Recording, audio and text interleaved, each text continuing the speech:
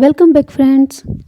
Lottery आकर बताता है कि आज ज्योति का जन्मदिन है। गुरमुख पूछता है कि उसे कैसे पता कि आज ज्योति का जन्मदिन है। तो लॉटरी कहता है कि उससे ज्योति की चिट्ठी पड़ी गई थी, पर वो चाहते हुए भी जवाब लिखने की हिम्मत नहीं कर पाया। सीन चेंज होता है। लॉटरी ज्योति की चिट्ठी पढ़ रहा है। ज्योति लिखती है कि आज स्कूल में गुरमुख सर ने उसका बर्थडे बड़े ही धूमधाम से सेलिब्रेट किया और उसे गिफ्ट भी दिया। ये गिफ्ट वही ईयररिंग्स हैं जो बानी ने मरते वक्त गुरमुख को दिए थे। आगे ज्योति लिखती है कि वाहिगुरु ने जब से उसकी मम्मी को अपने पास बुला लिया है, उसकी किसी भी चिट्ठी का जवाब नहीं दिया और इस बार भी अगर जवाब नहीं आया तो वह मर जाएगी। लॉटरी चिट्ठी का जवाब लिखने के लिए बेबस हो जाता है। अगले दिन लॉटरी ज्योति को चिट्ठी देता है, जिसे लेकर ज्योति बहुत खुश है और ज्योति को खुश देखकर लॉटरी भी खुश है। लॉटरी गुरुद्वारे आके वाहिगुरु को धन्यवाद करता है और माफ़ी भी मांगता है। धन्यवाद उसको सुधारने के लिए और माफ़ी सतनाम वाहिगुरु बन के चिट्ठियाँ लिखने के लिए। उधर हैंगर के ठेके पर अब शराब नहीं मिलती क्योंकि वहाँ टी स्टॉल बन गया है। सब चाय पीने के लिए आए हुए हैं। गुरमुख कहता है कि आज से हम सभी सबको उसके असली नाम से बुलाएंगे। पूछने पर पता चलता है तो सब बताता है कि उसका असली नाम नागराज है। सबकी हंसी निकल जाती है। गुरमुख कहता है कि तो इससे ठीक तो सब ही है। तभी वहाँ आज्ञापाल उर्फ आशी आता है।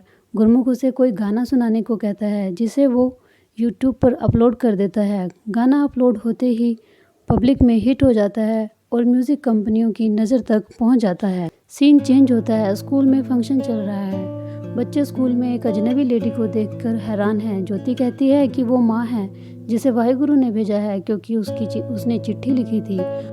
माँ बन के आने वाला कोई और नहीं, लॉटरी है। गुरमुख लॉटरी को कहता है कि उसने कमाल कर दिया है। तो लॉटरी कहता है कि कमाल तो मास्टर जी आपने किया है, लॉटरी की लॉटरी निकाल के, क्योंकि वो ज्योति को खुश देख के बहुत खुश है। दूसरी तरफ बिंदर और सूबेदार डीसी ऑफिस में इराक से आने वाले लोगों की लिस्ट देख कर आते हैं, जिसमें सुखी का नाम न मिलने पर बिंदर की हिम्मत जवाब देने लगती है। उसे लगता है कि अब सुखी कभी वापस नहीं आएगा और रोने लगती है। गुरमुख उन्हें हौसला बनाए रखने के लिए कहता है। तभी सूबेदार साहब कहते हैं कि उनकी मुलाकात इराक से आए एक लड़के से भी हुई है जो सुखी के साथ था। लड़के के हालात कुछ ठीक नहीं थे। उसने 6 महीने पहले सुखी को देखा था और उसका कहना है कि हम सुखी के लौटने की फालतू उम्मीदें न लगाएं। सीन चेंज होता है। शमशेर बराड़ के घर मन्नत की शादी की तैयारियां चल रही हैं। शंभुनाथ को संगीत सेरेमनी का ऑर्डर बुक कराया जाता है। तभी ड्रग्स लेने की वजह से मन्नत के भाई पिंकू की तबीयत खराब हो जाती है और उसे हॉस्पिटल एडमिट कराया जाता है। वहां से लौटते हुए शंभुनाथ की मुलाकात आशी और उसके पिता दलेर से होती है। शंभुनाथ उन्हें बताता है कि बराड़ का बेटा पिंकू आज मरते मरते बचा, क्योंकि वह नशा करने का आदी है और पहले भी कई बार हॉस्पिटल जा चुका है। शंभुनाथ मन्नत की शादी की बात भी बताता है, जिसे सुन दलेर और आशी उदास हो जाते हैं। सीन चेंज होता है। आशी अपने खेत में आई 2 कारें देखकर हैरान है। कहीं वे बैंक वाले तो नहीं?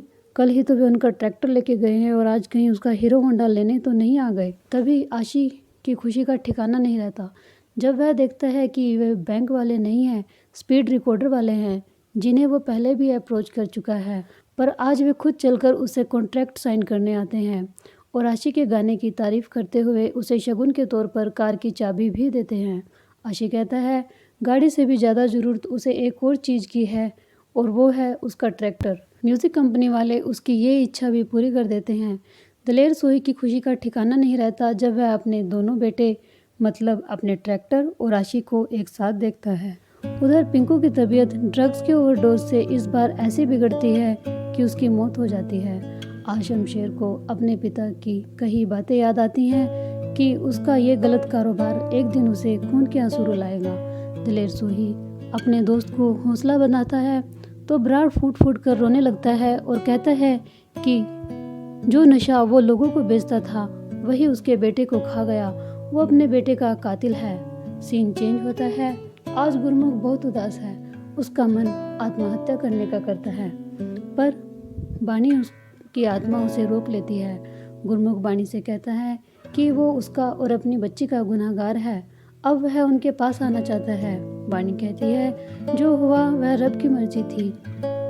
वो ये सब भूलकर रूहानी बानी की सिमरन करे, खुद भी जिए और औरों को भी जीना सिखाए। उधर शमशेर और दलेर एक बार फिर से दोस्त बन जाते हैं। साथ ही मन्नत और आशी की शादी तय हो जाती है। दलेर के घर शादी की रौनकें लगी हुई हैं। उसी के बीच मिट्टू को अपने डैडी सुखी दिखाई देते हैं। सुखी को लेकर वो घर पहुंचता है। सुखी को सही सलामत देख बिंदर की खुशी का ठिकाना नहीं रहता। वो तीनों गुरुद्वारे जाते हैं जहां मन्नत की विदाई हो रही है। सुखी को देख सभी खुश हैं। मिट्टू गुरमुख को कहता है कि रब की बानी और अरदास ने उसके डैडी को लौटा दिया है।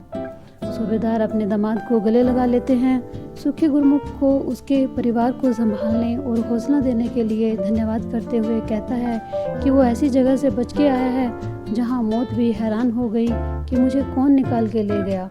ये सब आपकी दुआओं और रब का आशीर्वाद है। सीन चेंज होता है। गुरमुख को उसकी माँ का फ़ोन आता है जो गुरमुख से